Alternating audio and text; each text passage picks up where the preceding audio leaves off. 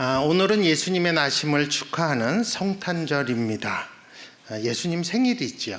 근데 여러분, 이 생일의 주인공은 누구일까요? 엄마가 아니죠. 그죠? 다른 사람이 아닙니다. 생일의 주인공은 태어난 그 사람이 주인공입니다. 그래서 생일이 되면 태어난 그 사람에게 생일을 축하하면서 선물을 드리곤 합니다. 오늘 예수님 생일인데 우리가 누구에게 선물을 줘야 될까요? 서로에게 주는 것도 좋겠지만 우리는 예수님의 덕을 본 사람들입니다. 은혜 입은 사람이고 그 예수님이 이 땅에 오심으로 우리가 구원받은 사람들인데, 그러면 당연히 우리는 예수님께 선물을 드려야 합니다. 그래서 오늘 크리스마스이면서 주일인데 예수님께 드릴 축하 선물이 무엇일까에 대해서 여러분과 나누고 싶습니다. 여러분, 선물이란 건 주고 싶은 거 주기보다는 받고 싶은 거 주는 게 선물입니다. 예수님께서 생일 선물로 뭐 받고 싶으실까요? 당연히 목사인 제가 잘 알지 않겠습니까? 예수님께서 받고 싶어 하시는 좋아하는 선물 두 가지를 여러분들에게 소개해 드리겠습니다. 모르시는 거 아닐 거예요. 첫 번째 선물은, 예수님이 받고 싶어 하는 선물은 가난한 자들을 위한 나눔입니다.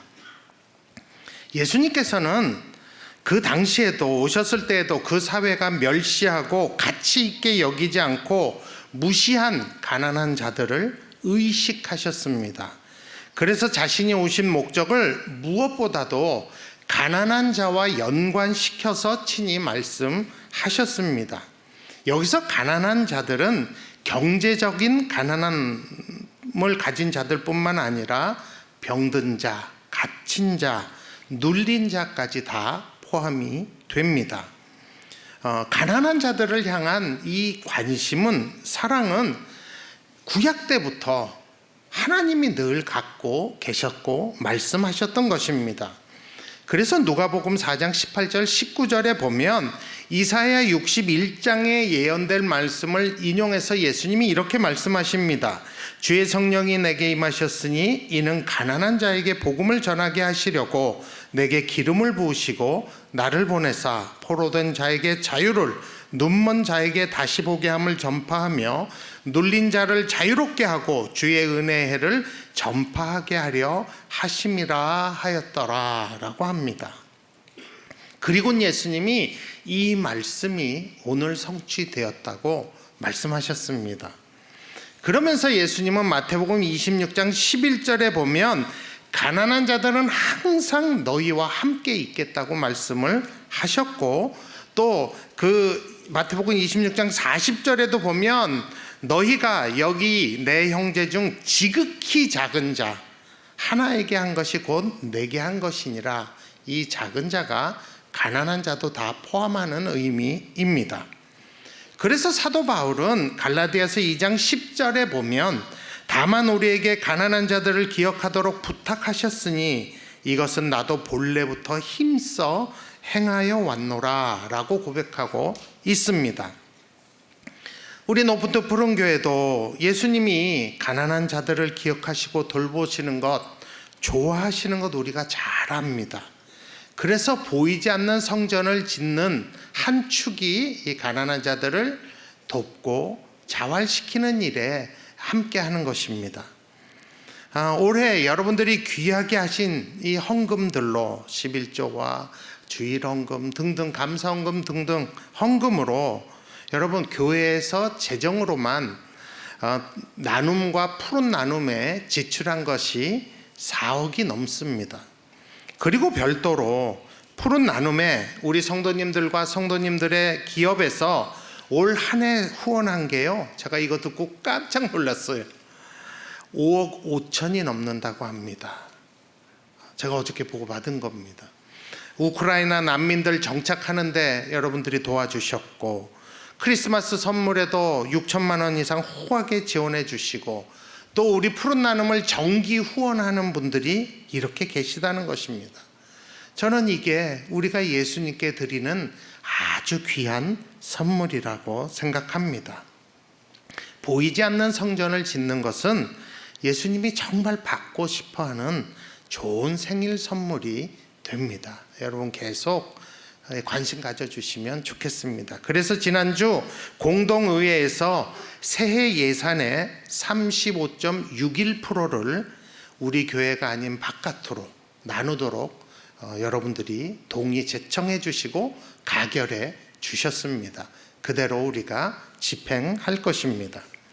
두 번째, 예수님이 생일 선물로 받고 싶은 것은 우리의 신앙 고백입니다. 돈 드는 거 아니에요. 우리의 신앙 고백입니다. 여러분 사복음서를 읽다가 보면 예수님이 너무 기뻐하시며 칭찬하시는 장면들이 나옵니다. 예수님이 감동하시는 장면들이 나와요. 마태복음 8장과 누가복음 7장에 보면 한 백부장이 자기 하인을 고쳐달라고 예수님께 나왔을 때 예수님께서 이렇게 얘기해, 내가 친히 가서 고쳐주리라 했을 때 마태복음 8장 8절에 보면 그 백부장이 뭐라고 얘기하냐면, 주여 내 집에 들어오심을 나는 감당하지 못하겠사오니 다만 말씀으로만 하옵소서. 그러면 내 하인이 낫겠사옵나이다 라고 고백합니다. 예수님 아주 뻑 가셨어요. 이 말에 이 백부장의 믿음을 너무너무 기뻐하시면서 칭찬하셨습니다.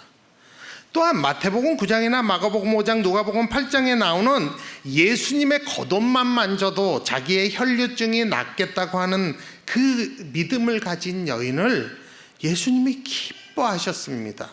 그 믿음을 기뻐 받으셨어요. 또한 마태복음 15장 26절에서 이방 여인은, 이 수로보니게 여인이 자기 딸을 고쳐달라고 예수님께 왔을 때 예수님이요 정말 예전과는 다르게 이 여인을 개 취급하죠. 자녀의 떡을 취하여 개들에게 던짐이 마땅치 아니하도다 라고 처음에 거절하셨어요. 그때 그녀가 한 말이 마태복음 15장 28절인데, 주여 올소이다마는 개들도 제 주인에서 상에서 떨어지는 부스러기를 먹나이다 했더니 예수님이 그 말에 감탄하시면서, 여자여 내 믿음이 크도다, 내 소원대로 되리라 라고 칭찬하셨습니다. 여러분, 이 모든 사람들의 공통점은 예수님에 대한 믿음에서 나온 신앙 고백을 입으로 했다는 것입니다. 오늘 본문에 나오는 장면도 마찬가지예요. 예수님께서 제자들에게 묻죠. 사람들이 인자를 누구라고 하느냐? 그랬더니 제자들이 마태복음 16장 14절에서 더러는 세례 요한, 더러는 엘리야, 어떤 이는 예레미야나 선지자 중에 하나이다 라고 사람들이 그렇게 예수님을 얘기한다고. 요즘 말로 하면 뭐예요? 예수가 누구니? 아예 4대 성인 중에 하나죠. 이런 교과서적인 대답이 있죠. 그런데 오늘 본문에 보면 예수님이 진짜 관심이 있는 것은 제자들에게 묻고 싶은 질문이에요. 그게 뭐냐 하면 이르시되 너희는 나를 누구라 하느냐. 이게 진짜 예수님 묻고 싶으신 거예요. 그때 우리 베드로 형님이 대답을 하시죠. 16절에 우리 다 같이 한번 16절 같이 한번 읽어보실까요? 시몬 베드로가 대답하여 이르되 주는 그리스도시요 살아계신 하나님의 아들이시니이다. 베드로가 이 고백하자 예수님은 엄청 기뻐하셨어요. 막 베드로를 막 축복하십니다. 그러면서 이 신앙 고백을 하는 이 제자들을 기초로 예수님이 내 교회를 세우겠다고 약속하셨습니다. 그렇다면 베드로가 한 이 고백이 무슨 뜻일까요? 헬라어로 그리스도라는 말은 히브리어로 메시아라는 말입니다. 메시아는 뜻이 기름 부음 받은 자라는 뜻이에요. 여러분 구약에서 기름 부어서 세우는 사람이 세 사람이 있어요. 세 종류의 사람, 왕과 제사장과 선지자. 그러니까 예수님이 하나님이 그 일을 위해 기름 부으셨다는 뜻입니다. 첫 번째로 예수가 그리스도라는 뜻은 예수님께서 하나님의 뜻과 진리를 우리에게 가르치시는 선지자로 오셨다는 고백이에요. 하나님이 예수님을 선지자로 보내셨다는 것이. 그러므로 하나님의 법과 식은 예수님의 가르침에서 온다는 것이 우리의 고백이어야 합니다. 예수님의 말씀이 우리에게 길과 진리요 생명이 된다는 고백이 이 고백입니다. 여러분, 정말 예수님이 나의 선지자가 되신 것을 믿습니까? 여러분 믿으세요? 그래서 예수님이 하신 이 말씀들이 오늘도 나에게 길과 진리와 생명이 되고 삶의 중요한 법과 식이 된다는 거 여러분 믿으십니까? 또한 주가 그리스도라는 고백의 두 번째 뜻은 예수님이 우리와 하나님 사이를 화목케 하시는 대제사장으로 오셨다는 고백입니다. 제사장으로 오셨다, 예수님이. 이 뜻이 무엇입니까? 예수님만이 우리의 모든 죄를 대신 짊어지시고 우리의 죄를 해결하신 분이며 하나님과 우리 사이를 다시 화목케 하신 분이라는 의미입니다. 여러분, 우리가 죄에 자꾸 무너져요. 목사인 저도 무너지는데 여러분 오죽하시겠어요? 그렇지만 우리에겐 대제사장이신 우리 예수님이 계셔서 나의 그 죄를 친히 감당하셨고 사하시고 이미 다 사하시고 하나님과 다시 화목케 하셨다는 것입니다. 나의 이 주홍빛 같은 죄를 어떻게 흰눈같이 누가 해주시겠어요? 우리 제사장 되신 우리 예수님이십니다. 여러분 그건 믿으십니까? 정말 예수님께 가면 사함 받는다는 거 믿으세요? 예, 이 고백이에요. 또 예수님이 그리스도라는 고백 세 번째 뜻은 뭐예요? 예수님이 부활하심으로 하늘과 땅의 모든 권세를 가지시고 다스리시는 왕이, 만왕의 왕이 되셨다는 것을 선포하는 게 이 의미입니다. 여러분 오늘도 예수님을 통해서 하나님의 뜻은 이루어지고 있습니다. 하나님이 온 세상 다스리고 계세요. 우리 눈으로 보기엔 아닌 것 같아도 믿음의 눈으로 보면 이 고백을 하는 사람들에게는 이것은 진리입니다. 세상뿐만 아니라 오늘도 우리가 예수 이름으로 기도하는 우리에게 필요한 모든 것을 주님이 공급해 주시고 모든 것을 세우시고 우리의 모든 호흡을 주관하고 계십니다. 여러분 오늘도 예수님이 우리의 왕이십니까? 대답하실 수 있으셔야 돼요. 정말 오늘도 예수님이 나와 우리의 가정과 이 사회와 이 나라와 열방을 다스리시는 왕이심을 믿으십니까? 그렇다면 여러분은 예수님께 아주 좋은 생일 선물을 드리고 계신 것입니다. 예수님을 나의 주인으로 고백하는 이 주는 그리스도요라는 이 뜻이 그런 뜻이에요. 그러나 구약에 나오는 선지자나 왕이나 제사장과 예수님이 다른 이유는 이분이 하나님의 아들이라는 것입니다. 죽은 신이 아니라 살아계신 하나님이시라는 뜻입니다. 여러분 하나님이 살아계시다는 이 믿음은 오늘도 예수님이 나에게 선지자와 왕과 제사장으로 일하고 계신다는 뜻이에요. 실제로 내 삶에 그런 영향력을 끼치고 우리 자녀들에게 그런 영향력을 끼친다는 뜻입니다. 그런 의미로 베드로가 이 주는 그리스도시여 살아계신 하나님의 아들이라고 한 이 고백으로 칭찬을 받게 됩니다. 하나님이 영광을 받으시고 예수님이 기뻐하신 것입니다. 여러분 이 신앙 고백이야말로 예수님께는 최고의 생일 선물인 것입니다. 근데 한 가지 제가 꼭 더 짚고 넘어가야 될 게 있어요. 그게 뭐냐면 예수님이 이 고백을 어디서 받으셨는가 하는 것이에요. 이 고백을, 이 질문을 묻기 위해 예수님이 제자들 데리고 어디로 가셨나요? 가이사라 빌립보라는 지역입니다. 여러분 예수님은 늘 하나님의 명령하신 대로 움직이세요. 가고 싶은 데 가는 분이 아니에요. 하나님이 가라는 곳에 가시는 분이세요. 하나님이 왜 제자들을 데리고 가이사라 빌립보로 예수님을 가서 이 질문을 하게 하셨을까요? 거기는 하나님의 뜻이 있는 것이에요.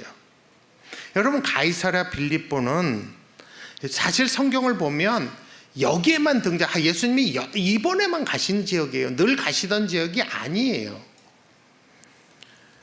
이 가이사랴 빌립보는 예수님 당시 그 2살 미만의 아이들을 다 죽인 헤롯 빌립이 자기 아들인 헤롯 빌립 2세에게 물려진 도시가 가이사랴 빌립보예요.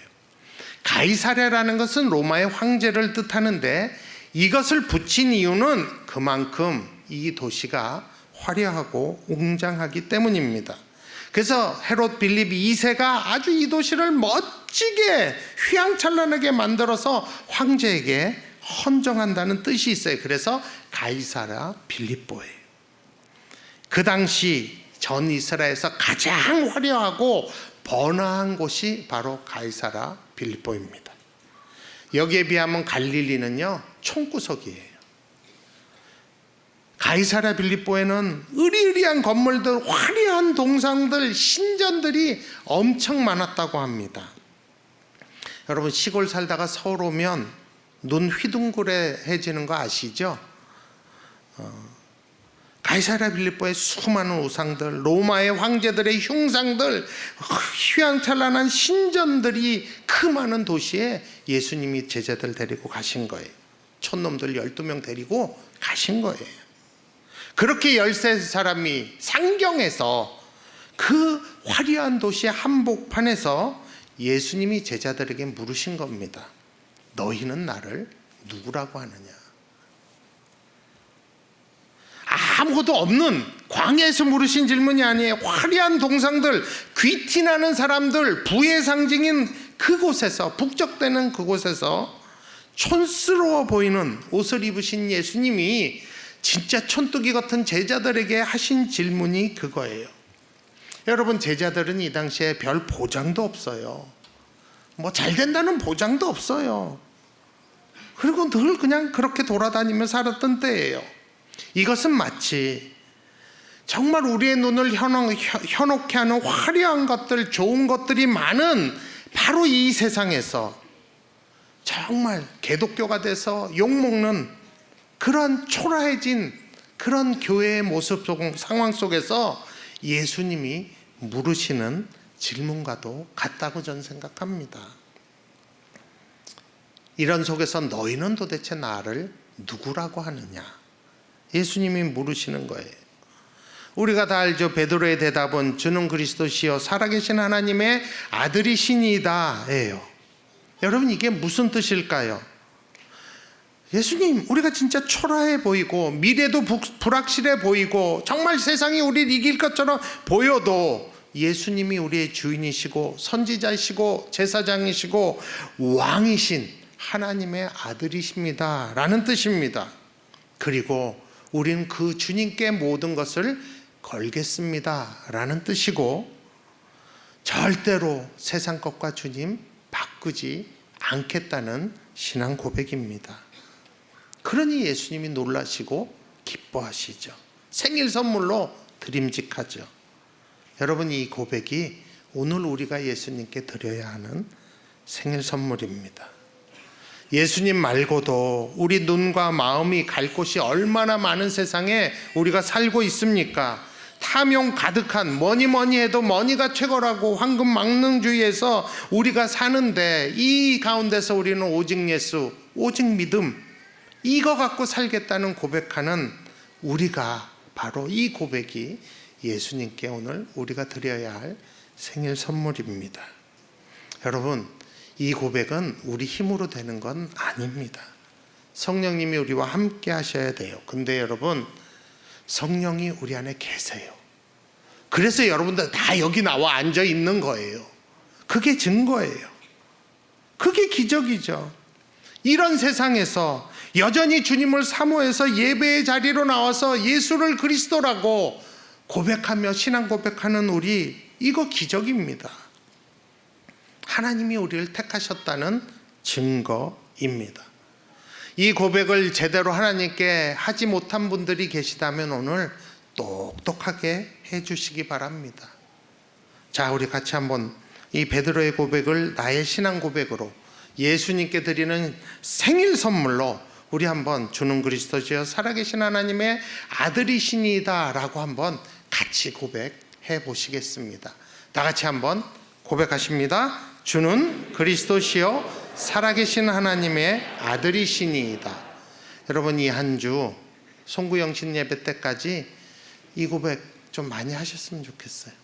예수님께 선물 드리는 마음으로 주는 그리스도시요 살아계신 하나님의 아들이시니이다.